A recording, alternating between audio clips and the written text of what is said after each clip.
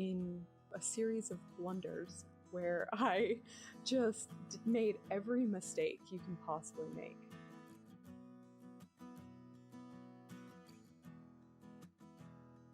Welcome to Queries, Qualms, and Quirks, the weekly podcast that asks published authors to share their successful query letter and discuss their journey from first spark to day of publication. I'm your host, author Sarah Nicolas, and literary agent Sarah Fisk.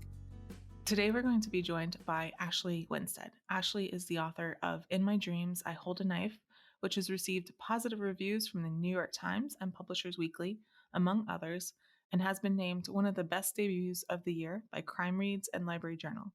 She has a PhD in English and lives in Houston. So please welcome Ashley to the show. Hello. Hi, Sarah. I'm so happy to be here. Yeah, I'm so happy you're coming on and sharing your story with everyone. We're going to talk about your journey to publication, but we're going to start by going to the beginning. When did you first start getting interested in writing? And then how long did it take from then before you started getting serious about pursuing publication? Yeah, I have wanted to be a writer my entire life. So that was just always the goal. As a young kid, I even remember talking ad nauseum to all my family members about how I was going to be a writer when I grow up. Probably drove them nuts. Distinctly remember a few like gentle proddings of, have you thought about being the medical field or like maybe being a lawyer, just a little of that. But no, it was always writing for me. I just love reading, love writing. And so I always took it seriously, and I maybe took myself a little too seriously is something I will confess like right off the bat, because I went to undergrad and studied English and art history and creative writing, and thought I did well there. And then my senior year in college, I thought, well, what does one do when they want to be, a serious writer? And in my head, in my mind at that point, what being a writer, the kind of writer I was going to be was a literary fiction writer. I was going to like toil away at that great American novel. I think I just soaked up a lot of pretension from the academic setting. And so I applied to MFA programs, like, 13 of them, I think. And one after one, those rejections rolled in, just across the board rejections from every single one. And I was suddenly stuck not only with this pragmatic question of, oh no, what do I do with my life upon graduation, when it just suddenly took a turn that I didn't expect it to. And also, well, I guess, I'm not as much of a writer as I thought I was, since this most professional of feedback, these MFA programs, has told me no, I don't stack up. So I did what the last thing you're supposed to do as a writer, and I just took the rejection at face value and thought like, okay, that was it. That was the end of it. I'm very hurt, and I didn't write again for 10 years. So I spent a whole decade doing other things. I worked in entertainment, I worked in the music industry, I got my PhD, I did things that I'm happy I did in retrospect, were good life experiences. Some of them less good, but just like interesting, and I'll tell stories about them later. But it took me writing my dissertation for my PhD to really even crack open that well of hurt that I'd buried that had to do with writing. Mm-hmm. And once I finished my dissertation, it was a book-length manuscript, essentially. And I taught myself through the process of writing that how to, take lancing rejection and criticism from people who were my teachers, from journals that I was submitting pieces of it to. It was a gauntlet of rejection, which was very healthy for me because I grew tough skin. And, also taught me how to grind. I know I have mixed feelings about grinding now, but at the time it was what I had to do to produce that. And so I thought, Ashley, what if you had zero expectations, you started writing fiction again, simply in place of Netflix, like watching Netflix because you enjoy it, it'll be like the thing you do to unwind at night. And you just apply that ability that you just taught yourself to actually sit down and put words on a page to this new thing. And that's how I did it, honestly. I was working a full-time job. So I'd crammed writing into nights and weekends, and I wrote over the course of about a year and a half a much too long contemporary YA fantasy. It clocked in at 140K words. And it was just, it needed so much work, but I was so dang proud of myself for actually doing it. And so, of course, the process of editing, I got it down to like 100,000 words. And I really, at that point, started to open my heart up again to the idea of trying to put it out in the world and seeing. I think your first draft was 3 times longer than my first draft. That's amazing. 3 times. Okay. You're seeing me in real time, how bad I am at math, trying to divide the number. That's amazing. Can you tell me more about the moment that you realized that you wanted to be a published author, that you wanted to, see your book on bookshelves, see your name on a cover, that kind of thing? I really young still. It was always a dream. I would pick up books really from my mom's shelves, because my mom was the big reader in our family, and she read a lot of Danielle Steele and a lot of books that really shaped me when I was young. And my father actually read a lot of Tom Clancy. I guess that was what he read. So those were my two that I would pick up from their bookshelves, and I'd kind of look at the covers and just think about both of them were authors who had so many books out. So that's kind of the vision I had of what it was to be an author, is like this incredibly prolific thing. And I would dream about having it say, Ashley Winstead on the cover. And then a few times throughout undergrad, getting things published, and just that short things, poems and short stories, and just that awe of like cracking something open and seeing your name. And so just really started to feed the hunger at that point. Then I was I couldn't stop just being hungry to see, by Ashley Winstead. But yeah, it was through academia, so pretty much the entire time, and it was always just a dream, but never something I thought about a lot in reality. I love your mom read the like quintessential mom books and your dad read like the quintessential dad books. That's so perfect. They've totally fit into those like stereotypes. And it's funny because I actually had a conversation. I write romance now too. And I had this revealing conversation with my mother when I was reading her some of my latest book. And she was like, I don't know if I've ever told you how much I love reading romance. And I was like, Mom, I knew that. Like, I read all of your Danielle Steele when you weren't looking. And she was like, oh my gosh, I didn't read Danielle Steele. And I was like, Mom, you definitely did. That was like, you owned like 30 books or something, the entire body of work, essentially. But that was just something that was so, shaped me so much that she either didn't want to remember or just, wasn't as impactful to her as to me, I guess. So how did you learn more about the publishing industry, like how it works, how to query, how to go about it, everything like that?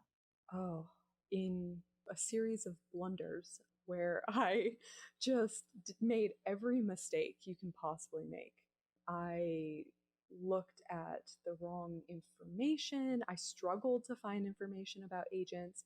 I don't think I learned about Query Manager until, I don't know, a year after I started researching into. So I don't know where I was looking at manuscript wish lists, and which isn't a bad resource, but it's just for querying authors, it's just overwhelming to try to parse so much information and look for the right fit.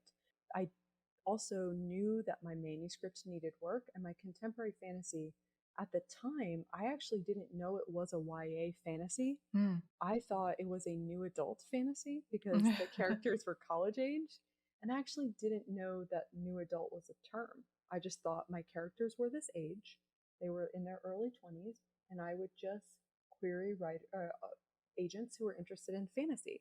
So I had to learn so much, like that it was new adult in the first place, that new adult wasn't the best idea, that any agent I queried who even was a little bit interested would tell me to age it up or age it down.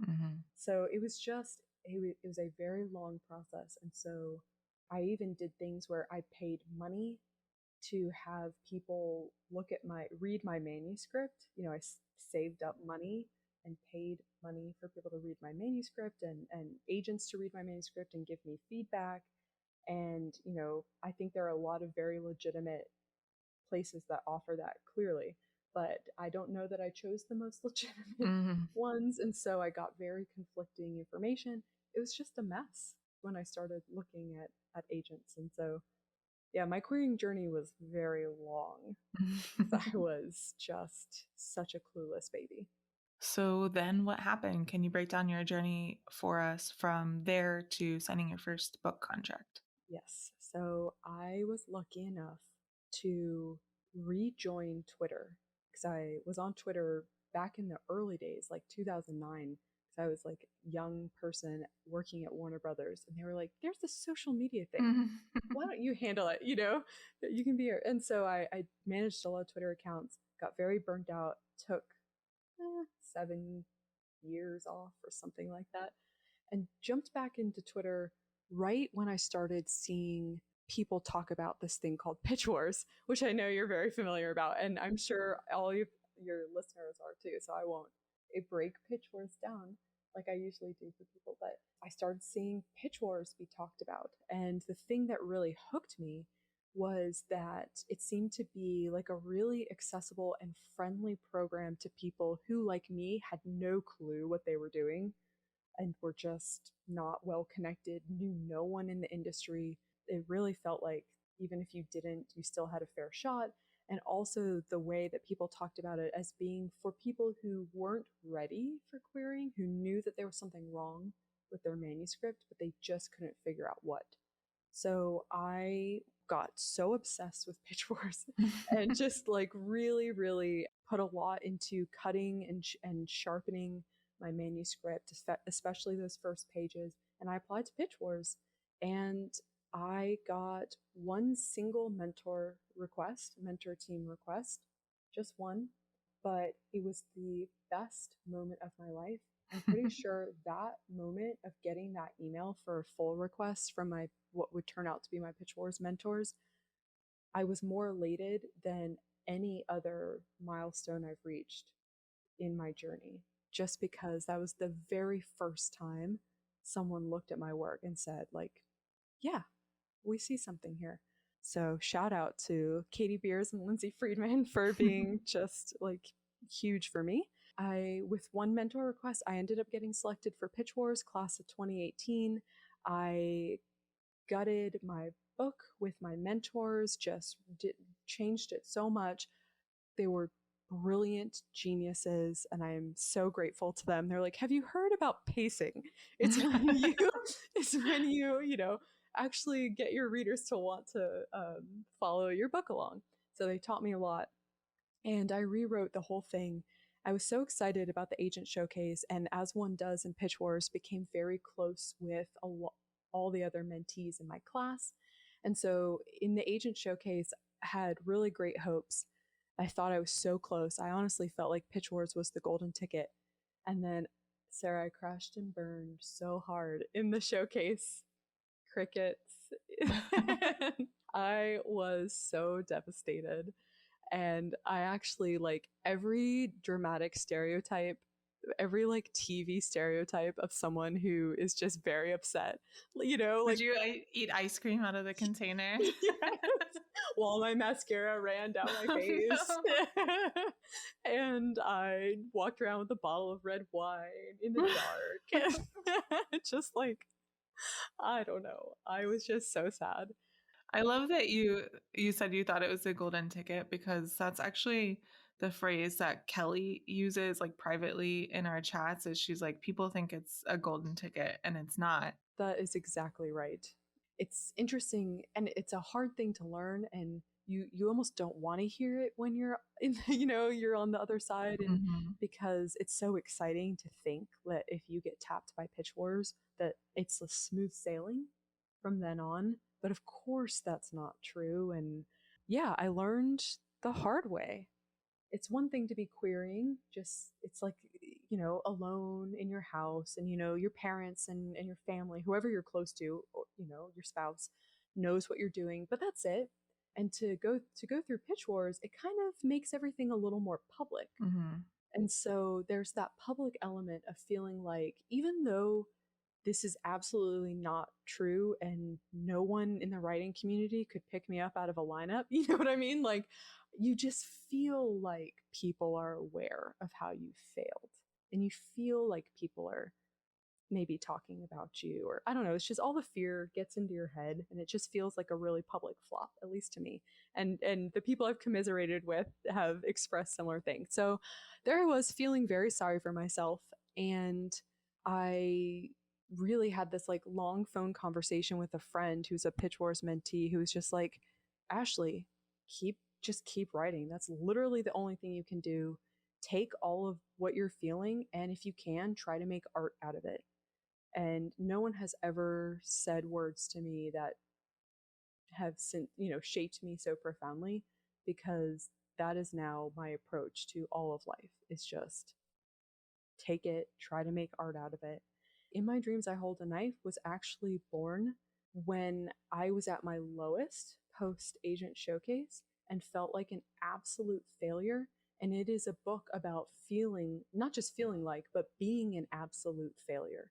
I was very determined to write a book that was not triumphant about a character who was like really doing better than she thought and everything's okay in the end. I was like, no, I want to write about someone who literally cannot win, who like gets knocked down over and over again, and who the world keeps telling is just not gonna make it because maybe she just doesn't deserve to make it. So anyway, I started writing that book without really knowing what my future was gonna look like. And so I think 2 months later, after the agent showcase, and I was writing and plotting and all sorts of stuff, I got an email out of the blue from one of the Pitch Wars requesting agents, like one of my tiny number of agents who actually requested in the showcase, Melissa Edwards, saint, angel, wonderful human, sent me an email and said, I stayed on a treadmill longer to finish your book. And she was like, so if that says anything, about how much I liked it, and I'd like to have a call with you.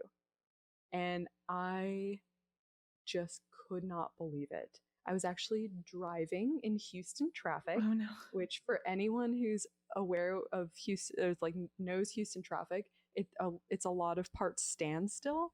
So I was actually like in an exit lane that was a mile long, just waiting my turn, when I casually looked at my email and threw my phone to the other side of the car because I couldn't believe what I was looking at, and then had to like use my leg to try to grab it back so I could actually check that, this email actually said what I thought it said. So she made an offer, and I swear that entire phone call, I am so glad people don't record them and play them back to you because I probably sounded like such a weirdo.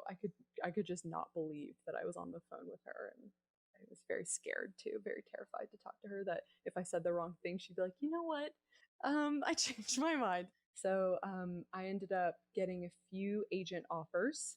So I went from like not having any hope to all of a sudden having a few different agent possibilities. And it's kind of funny. So for anyone who's listening, who's in the querying phase, people say, and this was true in my experience, that like once you get one offer, all of a sudden you become a priority in people's inboxes, which just makes logical sense, right? There's a time limit on that, on responding to people with offers, usually 2 weeks. And so I started getting very rapid fire yeses on all of my outstanding queries. And so I got a ton of full requests, which was extremely, it really built my ego up. Like all of a sudden I was like, oh my God, everyone wants to read this book. And then quickly that's followed by the rapid no's from everyone who like, took a shot, but nah. So just steel yourself for that, queriers. And so I signed with Melissa Edwards because she was far and away, I just really felt my heart was with her, and she had a wonderful vision for my work. And when I pitched her In My Dreams I Hold a Knife, which did not have that title at the time, she was super into it. And so a month later, gave me the most massive edit letter on my contemporary YA fantasy that anyone has ever received. It was like Pitch Wars all over again. And I looked at that edit letter and I was like, well, this is right. I don't disagree with anything she said, but I really don't want to revise this effing book again after I just did it. And so I poured all of my heart and soul into writing in my dreams out of pure procrastination from the thing that I was supposed to be doing, like the thing that she had signed me for. And I finished it so quickly because the power of procrastination, I guess, compelled me, and sent it to some betas, obviously, but sent it to Melissa actually pretty quickly after finishing. She gave me 3 notes, I think, on In My Dreams, compared to 13 pages of notes on my previous. And I revised, and she was like, okay, we're ready to go on sub. So the experience I had of spending, frankly, decades, but once I really tried again, years, and then to have this part go so rapidly was very surreal, a very surreal experience. And we sent the book out, and this is not widely known, and I'm going to tread really carefully just because I know you have to tread carefully on when you're talking about sub stuff. But we actually subbed my book very shortly after a book that was very similar to mine had been subbed, and went to auction and did great things. And so my agent actually came back to me and she was like, Ashley, a lot of editors said they can't even read your book because they just went to bat for a different book that shares a lot of similarities with yours. And I did not even know that was a thing that could happen to you. And that's one of those things where you have absolutely no control over when you sub your book versus someone else, or that there's another person in the world writing, a book with a really similar plot to yours. And it was just bad luck of the draw. I mean, not to say that, whatever, any of those 8 editors would have liked my book and made an offer on it anyway, but just the fact that a fair number of people actually said, I know I can't sell my team, like do all the background selling that I need to do on a book since we just did this for a similar title. So cue more ice cream eating. And and I was just like, okay, well, God, this publishing industry, they really just wants to put you through every ringer. But my agent told me to hang in there, and I would say 6 weeks after that, like all that initial just onslaught of no's from publishers, we had interest and offer from a publisher. And I got the call while I was at a criminal justice reform conference in New Jersey, because I worked in social justice and policy reform as my day job. And so I was, in the middle of this conference hearing amazing speakers speak about bail reform in New Jersey, and I get like all caps text from my agent. And I'm just like, okay, I'm going to sneak on out of this conference. And so I wandered around the building in New Jersey and heard the news that we had an offer. And it was very exciting. We ended up getting a few more offers and went to auction, and then ended up selling the book to Source Books. And I am just so grateful that it all happened the way that it did. 2 things about your Pitch Wars experience. It's funny because you were in 2018, and 2018 was the first year that we had no entries with 0 requests. It was quite common to have 0 requests before then. And so you're talking about your few requests, and you crashed and burned, but you got a few requests. And the year that Ellie Blake was my mentee, who she went on to become a New York Times bestselling author, we had the most requests in the entire showcase with 7, I believe, requests. Yeah. Oh my So goodness. it's funny Okay, to hear. yes, that is. Yeah. Like, first of all, perspective, you know, like Yeah. that just makes all the difference. And I'm so stunned because I think I remember the like incredibly talented writer who got the most in 2018 was like 52 Yeah. Hmm. agent requests. So to have that grow, I guess, or something so Yeah. quickly.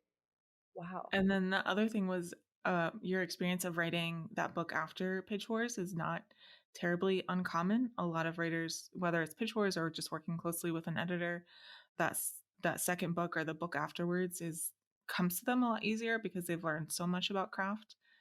And so I think that's a really interesting thing that people don't talk about when it comes to Pitch Wars and other mentoring organizations is sometimes you get in with a book and you end up finding success, but not with that book because you just learned so much working with someone that the next book is, better and easier to write.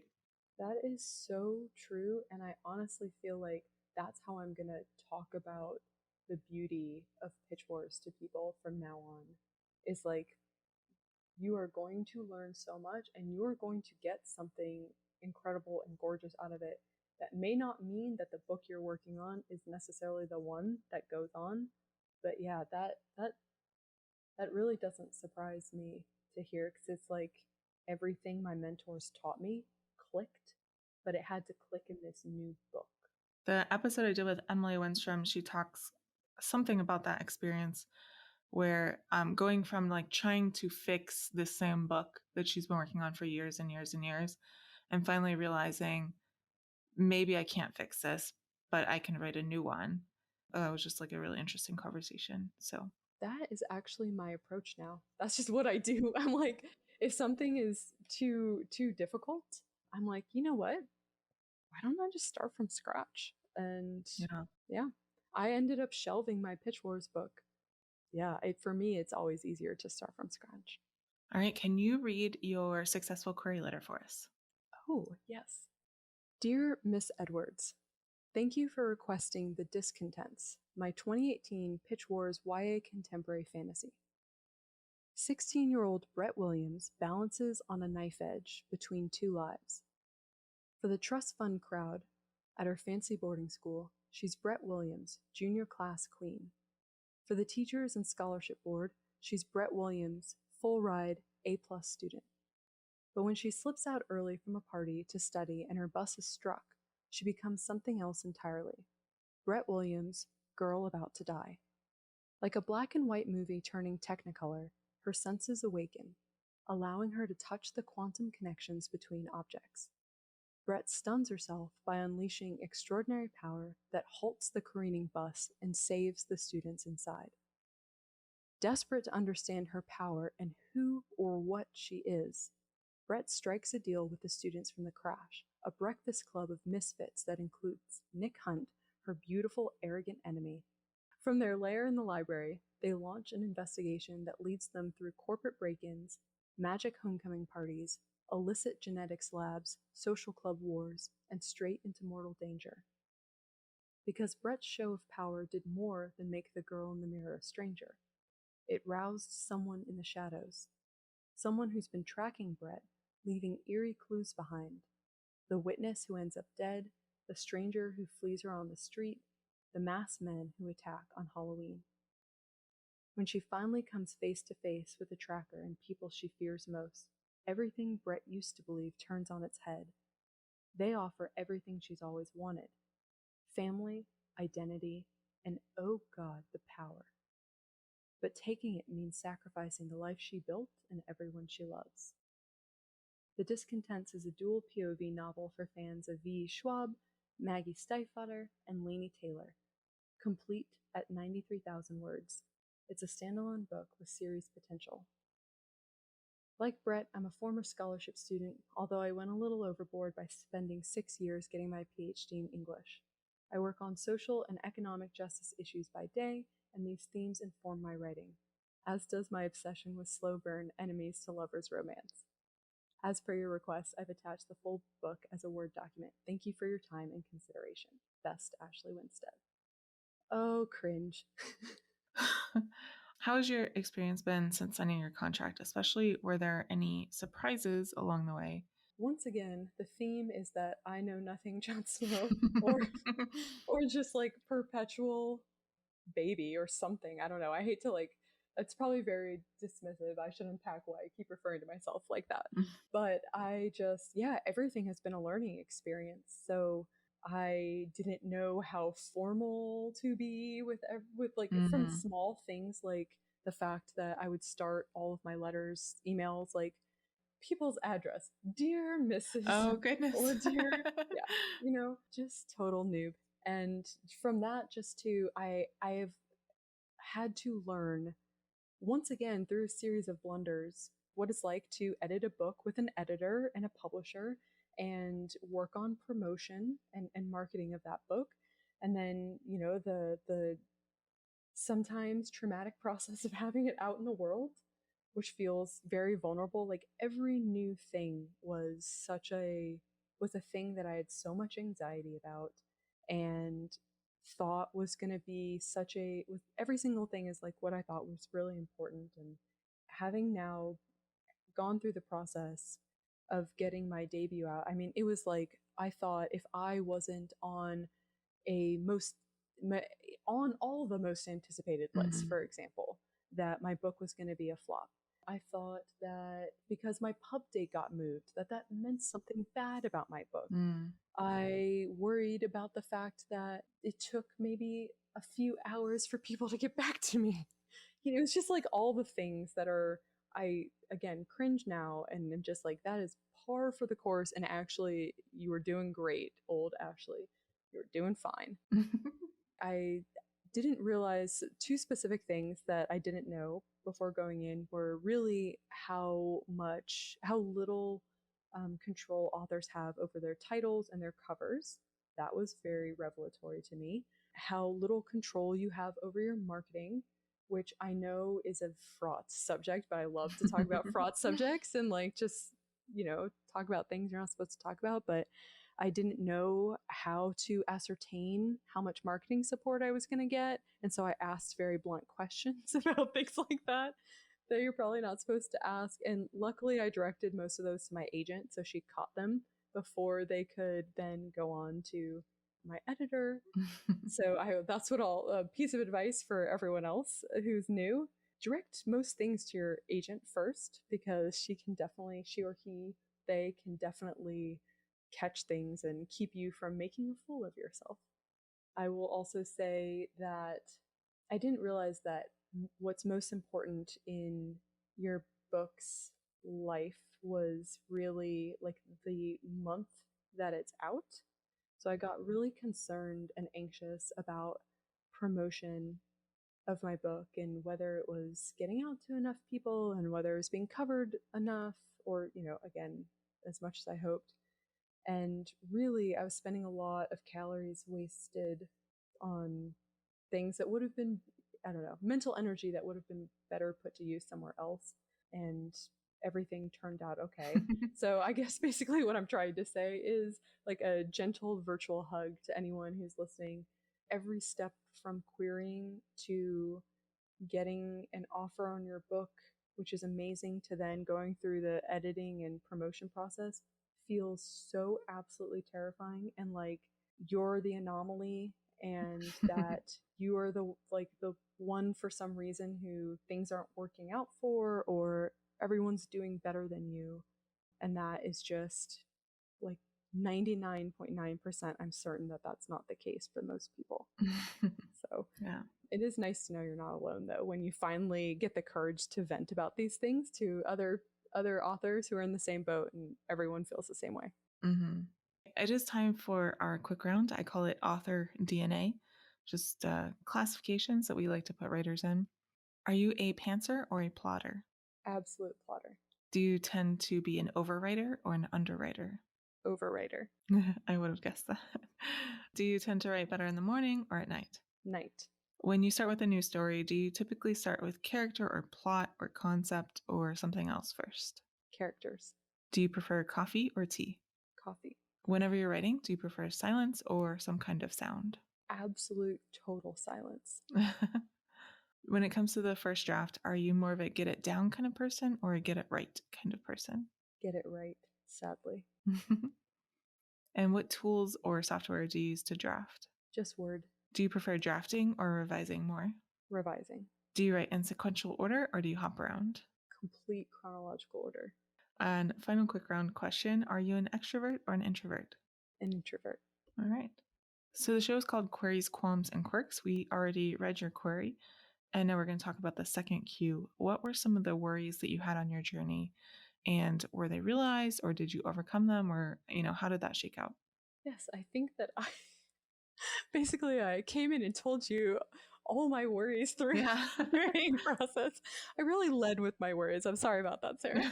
I just front-loaded on that. It's in the title of the show. It's okay. Fine.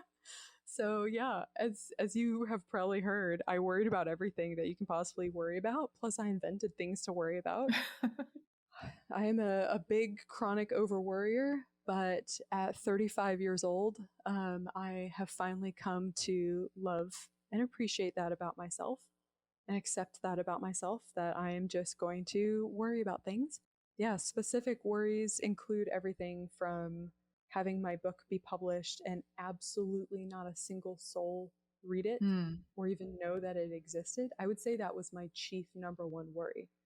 I actually had nightmares about, people hating my book and just tearing it apart, but nothing was more terrifying than my daydreams about the book just like puffing into air and just floating away and just not existing anymore.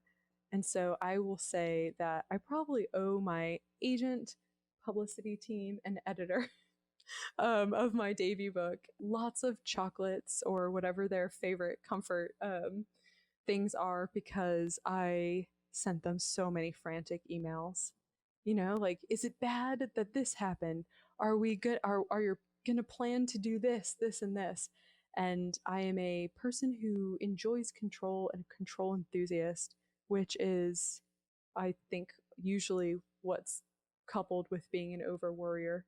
And so I tried to just like handle it all myself. I was like, well, if I'm not getting a lot of feedback or responses from folks who, to be clear, were busy professionals dealing with a lot of people other than me, then I'm just going to figure these things out on my own, or just like poke people until so they know that I'm thinking about this. So yeah, I would say everything was a worry for me. All right.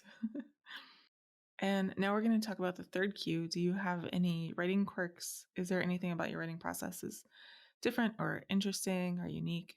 I don't know how unique or interesting this is, but I am just someone who has to meticulously plot my books. Like, we're talking 45 to 60 page outlines, chapter by chapter, scene by scene, before I feel comfortable drafting. And I like to color code all of my different plot lines so I can visual and paste them up on walls so I can visualize how they're all coming together. That is really helpful to me. And I'm obsessed with Lisa Cron and Story Genius. And so I just do the Story Genius deep dives for every single book I'm just a creature of routine. For every book, I have gone through the Story Genius method, done my character mapping, done my plotting, started drafting in the exact same way. That actually sounds really boring. And so I'm sorry that I shared all that with you, but just like, yes, basically like a little writing robot. Nice. When you were in the lowest parts of your journey, what kept you going and why did you stick to it? Writing friends who told me that one rejection, or one period of rejection, was actually a very low period or low number of rejections to be going through. And so to buck up and throw myself back into the game so that I could experience more rejection. And that was just like part and parcel of the whole beautiful thing. So writing friends, and then again, just taking all the terrible feelings that I was experiencing and trying to reach out to have a conversation with other people about it through fiction. Mm. What are some of the biggest mistakes that you made along the way that you'd like to share with listeners so maybe they don't make the same ones? At first, I was embarrassed to be who I was as a writer and an artist.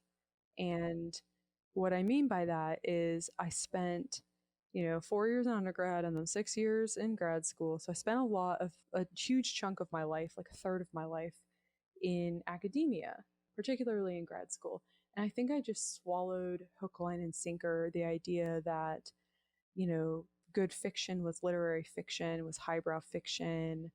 I disdain, hate the word highbrow, but here I am using it. And I think that I tried for years to write short stories and books that were like the literary fiction writers that I was reading. Mm-hmm.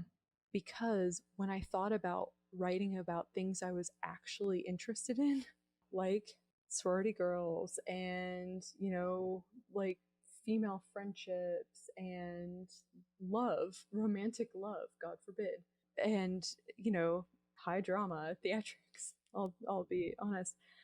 I couldn't imagine telling my dissertation advisor that I was writing a book like that, because I just swallowed a lot of weird snobbery around what was good writing and what was not good writing.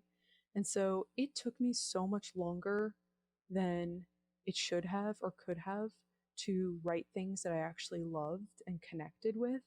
And even when I started doing that and started writing books centering women I was interested in being in their heads, or, and plots that I was interested in, I still felt really like ashamed or worried that there was something about my interest or my voice that just wasn't professional enough, or I don't know. I clearly shame is coming across as a big theme. Yeah.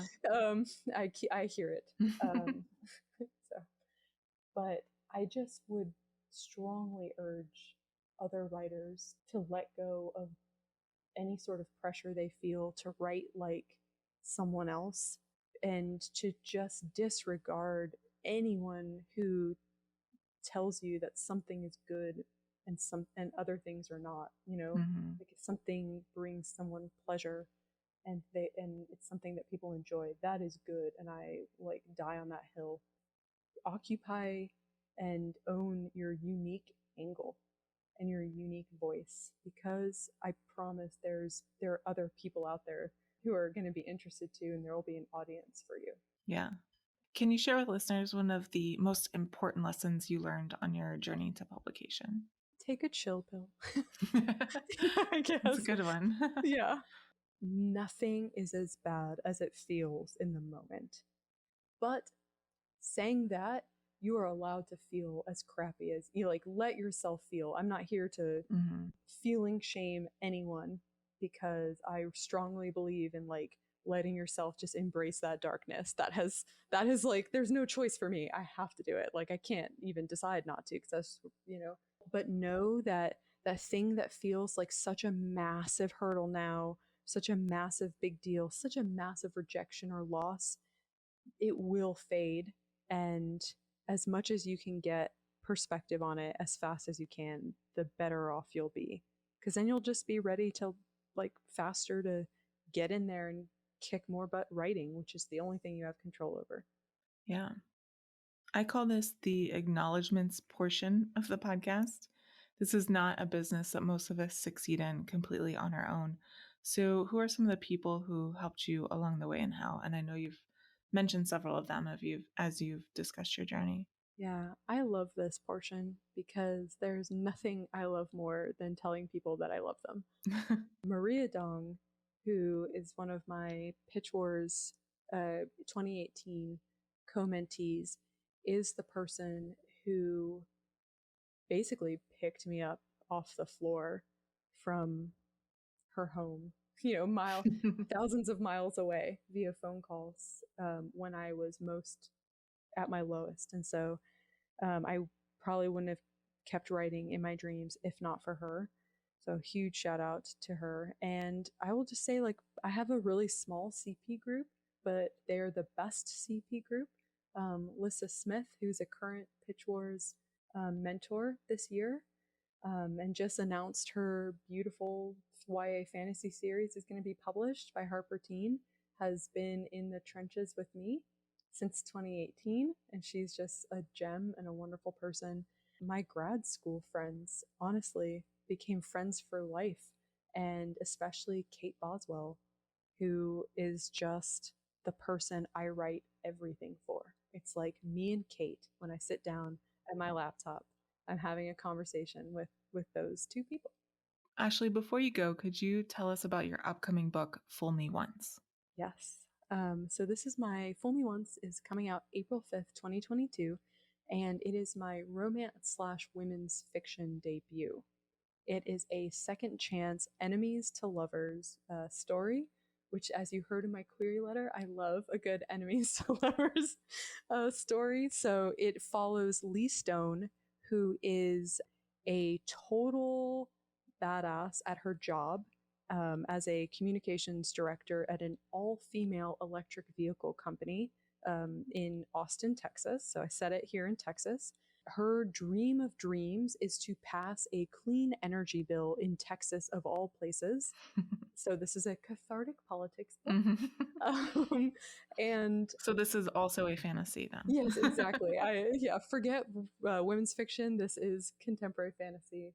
I actually drew on my own experiences in the policy world to write this, but essentially she is finally given the opportunity to push this bill forward, which is just her heart and her soul, except she is tasked with working with the governor of Texas's new policy director, whose name is Ben Latterman, and he has been hired out of California, and he is also Lee's ex-boyfriend from 5 years ago, the man whose life she exploded and ruined in an epic breakup, and who essentially fled the state because of their breakup, and now they can't stand to be in the same room together, and they have to work together over months to achieve this huge professional goal. Shenanigans ensue. Awesome. Sounds great. Thank you. All right, Ashley, thank you so much for coming on the show and sharing your story today. Thank you so much for having me. I just am so honored to have been invited. Thank you so much for listening to this episode of Queries, Qualms, and Quirks. You can find the text of Ashley's query in the show notes, along with links to find out more about her and her books. If you enjoyed the show, I'd appreciate if you'd help me find new listeners by leaving a review on Apple Podcasts or Podchaser, telling your friends, or sharing this episode on social media. If you're interested in supporting the show, you can go to patreon.com/pubtalklive. And if you're a published author interested in being a guest on the show, please click on the home base link in the description, or go to sarahnicolas.com and click on the podcast logo in the sidebar. That's Sarah with an H and Nicolas with no H. Thank you so much for listening, and we'll see you next time.